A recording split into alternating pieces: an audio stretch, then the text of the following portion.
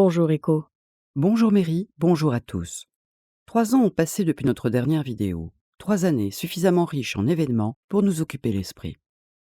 Aujourd'hui, nous revenons à notre passion pour la saga, à tous ces cycles d'événements soigneusement entremêlés qui continuent à nous fasciner pour recommencer à poser des hypothèses, se baser sur des postulats différents et parfois contradictoires, et enfin, théoriser autour de ces alternatives les plus vraisemblables.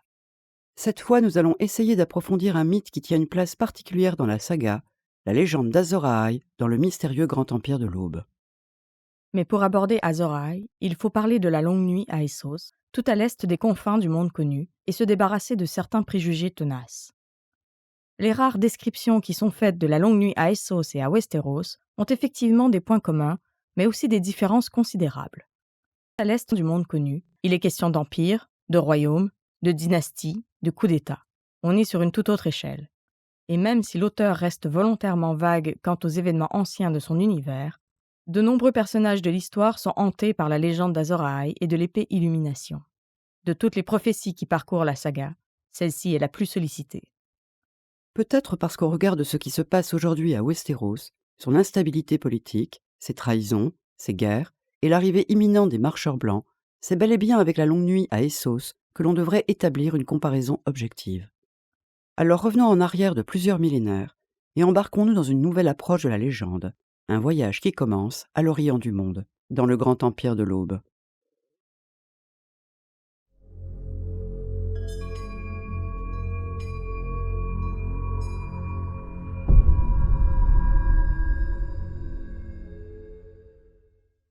Le monde qu'on appelle Planétos est d'essence magique. Sa création, son évolution, sa composition sont d'essence magique. Un monde dans lequel tout est inexorablement interconnecté. Si on parle du présent, il va falloir remonter à un passé de plusieurs milliers d'années, là où les mythes prennent vie, pour mieux nous entraîner vers des événements futurs. Tout dans la saga a des racines anciennes, des racines profondes, noueuses et distordues par le temps. À l'est d'Essos, une mystérieuse entité, le Lion de la Nuit, serait à l'origine du Grand Empire de l'Aube, une ancienne et grandiose civilisation qui a influencé l'ensemble du continent oriental. Tout ce qui touche le Grand Empire de l'Aube n'est que magie, prophétie, légende. Ces villes sont des splendeurs inégalées à ce jour, et il est fort probable que ce fut la première civilisation à apprivoiser des dragons des milliers d'années avant Valyria. Le lion de la nuit se serait uni à la jouvencelle de lumière, protectrice déclarée des hommes. Ensemble, ils auraient conçu un fils unique, le premier empereur Dieu sur terre et premier dirigeant de l'Empire de l'Aube, un règne de 10 000 ans. Son fils, l'empereur de Perle, qui aurait régné 1000 ans, fit construire 5 forts pour empêcher le lion de la nuit, son grand-père, de faire irruption au sein de l'Empire. Le Lion de la Nuit et la Jouvencelle de Lumière. Des surnoms bien pratiques pour nous cacher qui ils étaient réellement. Des entités magiques? Étaient-ils des autres, divinisés par des humains craintifs? Le Lion de la Nuit est-il si ancien que personne ne peut se souvenir de ses origines? Quelle sorte d'alliance la Jouvencelle de Lumière avait-elle passée avec les premiers hommes de l'Est? Personne ne sait qui ils sont. Il y a certainement des archives du passé Haïti, mais les érudits du royaume les protègent soigneusement et n'en divulguent rien. En ce qui concerne les empereurs dieux de l'Empire, leur longévité exceptionnelle issue de l'immortalité du lion de la nuit n'a pas duré. Chaque descendant a un règne de plus en plus court. Déchéance divine, mutation génétique ou affaiblissement magique. Nous manquons d'indices. Une conjonction d'événements exceptionnels semble s'être mise en place sur le continent. L'assassinat de l'impératrice d'Améthyste et la trahison de sang, la chute de pierre noire tombée du ciel, la création de l'église de la sagesse étoilée, l'abandon du monde des hommes par la jouvencelle de lumière, la vengeance du lion de la nuit, la naissance de la légende d'Azor Ahai et de l'épée Illumination. Le commencement de la fin débute avec le 9e et dernier souverain du Grand Empire de l'Aube, le prince de jaspe de sang. Il tue sa sœur aînée, l'impératrice d'Améthyste, pour s'emparer du pouvoir, absorber la magie de sa lignée et faire régner sa version démente d'une théocratie en action. Un coup d'état brutal, ce n'est pas très original. Mais à partir de là, tout se brouille et s'entremêle dans une succession d'événements hors normes. Quand la fille de l'empereur d'Opale lui succéda comme impératrice d'Améthyste, son frère cadet, jaloux, la renversa et la tua, se proclamant empereur de jaspe de sang, et régna par la terreur. Il pratiqua la magie noire, la torture et la nécromancie, asservit son peuple, prit pour épouse une femme tigre, se nourrit de chair humaine et jeta à bas les vrais dieux pour adorer une pierre noire tombée du ciel. Pour les annales d'Outre-Orient, ce fut la trahison de sang qui précipita l'ère des ténèbres qu'on appelle la longue nuit. Désespérant du mal qui avait été libéré sur terre, la jouvencelle de lumière tourna le dos au monde, et le lion de la nuit parut dans tout son courroux afin de châtier la méchanceté des hommes. Le compendium de Jade écrit par Koloko Votar raconte que pendant l'équivalent de toute une vie, le soleil se détourna de la terre. Les Rhoynards, à l'ouest d'Essos, ont une légende autour d'un âge des ténèbres qui aurait gelé la rivière Rhoyne. À Kars, il est dit qu'il y a longtemps, 2 lunes éclairaient le ciel de Planétos. Un jour, une des lunes entra en collision avec le soleil et craqua tel un œuf pour laisser échapper des milliers de dragons qui avalèrent le feu du soleil. De tout temps, les hommes ont rattaché mythes et légendes autour de phénomènes naturels, et ils ont vu dans les moindres phénomènes astronomiques des prophéties annonciatrices d'événements extraordinaires. Un événement cosmique majeur comme l'explosion d'une lune de Planétos expliquerait parfaitement l'origine de la première longue nuit. Une météorite dont serait issue la mystérieuse pierre noire aurait percuté l'astre nocturne, provoquant une obscurité persistante.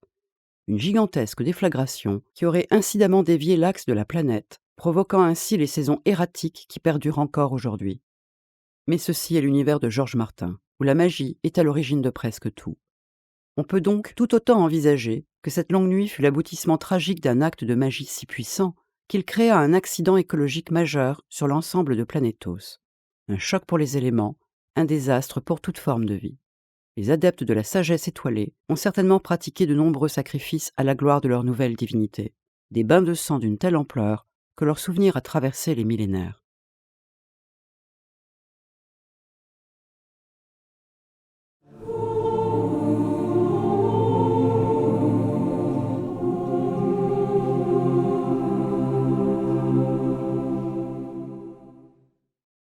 Qu'elle soit le fait d'événements naturels ou provoqués par une magie de grande ampleur, la légende précise distinctement que la jouvencelle de lumière, alliée des hommes, s'est détournée d'eux suite à leurs actions abominables.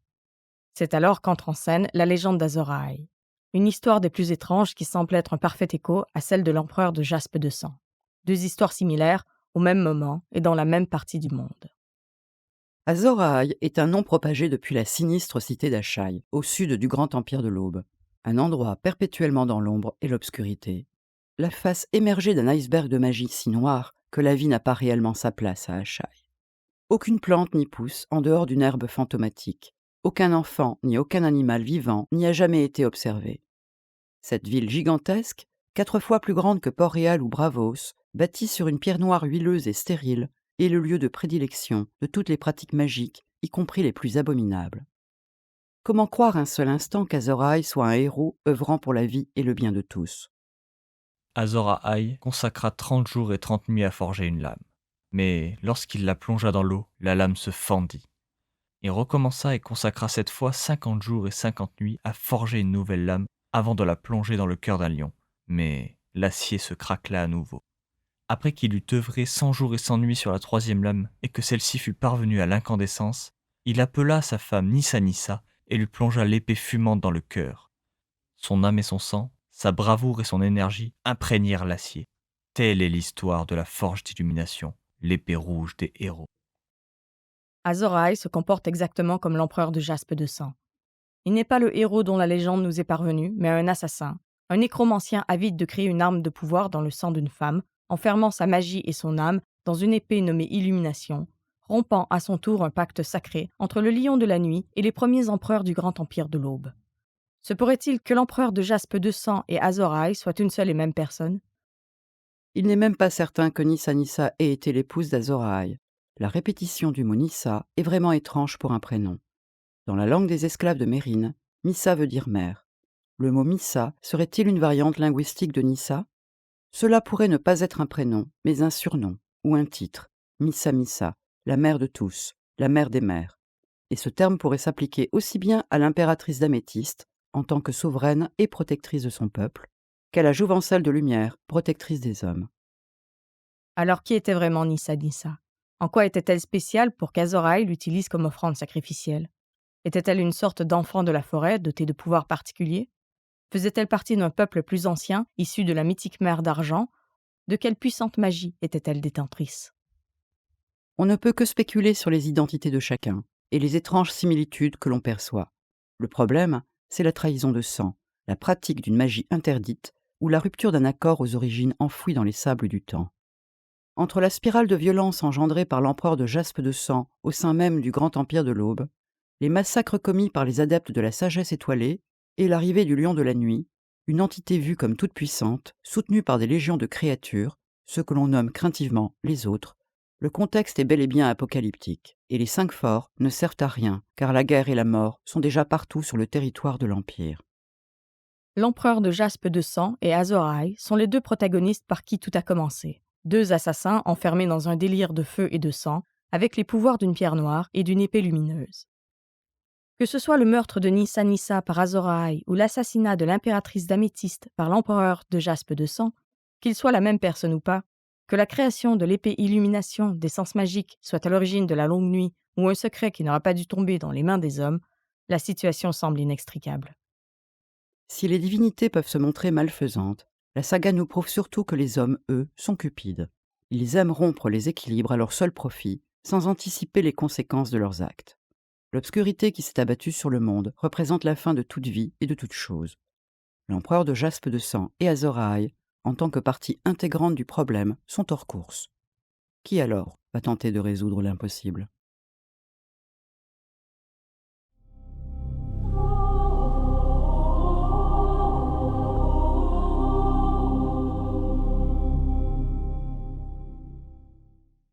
Combien de temps dura l'obscurité ?